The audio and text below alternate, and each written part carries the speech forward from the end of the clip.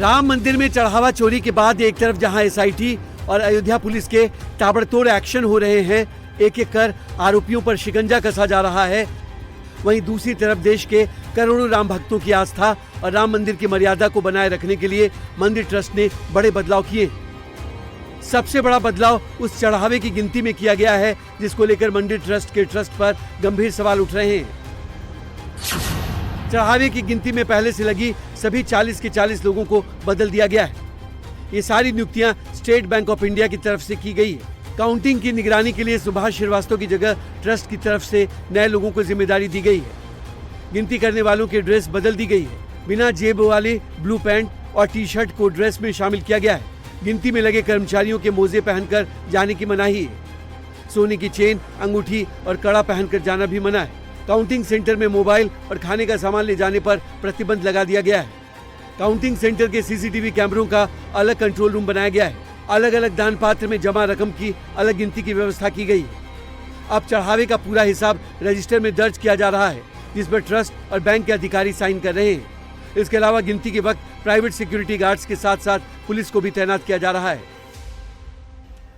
अब इसको हमारे देश में जितने मंदिर चलते हैं उनसे भी बढ़िया ये कैसे चलेगा, इसकी व्यवस्थाएं हम करेंगे और कहीं पर भी जीरो नेग्लिजेंस की पॉलिसी का उपयोग करके हम इसको पुनः लोगों की दृष्टि में उतना ही नहीं अधिक ऊंचा करके दिखाएंगे।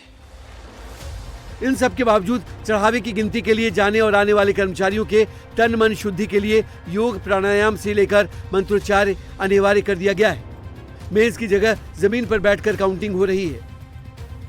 अयोध्या के राम मंदिर में चढ़ावा चोरी कांड दोबारा ना हो, इसके लिए अब कड़े इंतजाम किए गए हैं।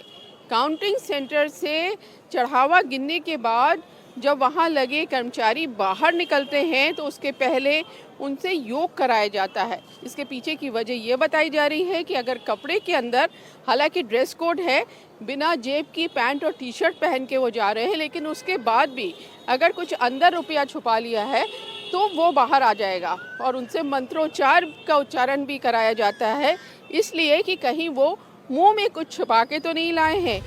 राम मंदिर के मैनेजमेंट में लगे ट्रस्ट पर लोगों का भरोसा कायम रहे और मंदिर में दिए जा रहे दान की सुरक्षा को लेकर श्रद्धालु निश्चिंत रह सके, इसके लिए ट्रस्ट ने काउंटिंग के काम को ज्यादा प्रोफेशनल तरीके से करने के साथ ही चढ़ावा गिनने वालों से लेकर काउंटिंग करने और बैंक पहुंचाने तक कड़ी निगरानी पर जोर दिया है।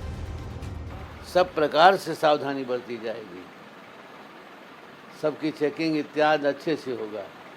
थोड़ा यही गलती हो गई, विश्वास में पड़ गए हमारे लोग, अब विश्वासघात लोगों ने किया। चेकिंग होगी, रखने के टाइम भी कुछ उनका देखा जाएगा कि ठीक लोग हैं, वो काम जानते हैं कि सब देख रेख में किया जाएगा, देख रेख में सब होगा। एक तरफ ड्रेस कोड से लेकर सिक्योरिटी गाइडलाइंस का सख्ती से पालन किया जा रहा है, तो वहीं सिस्टम को फुल प्रूफ करने के लिए देश के दूसरे मंदिरों के मैनेजमेंट की स्टडी भी की जा रही है।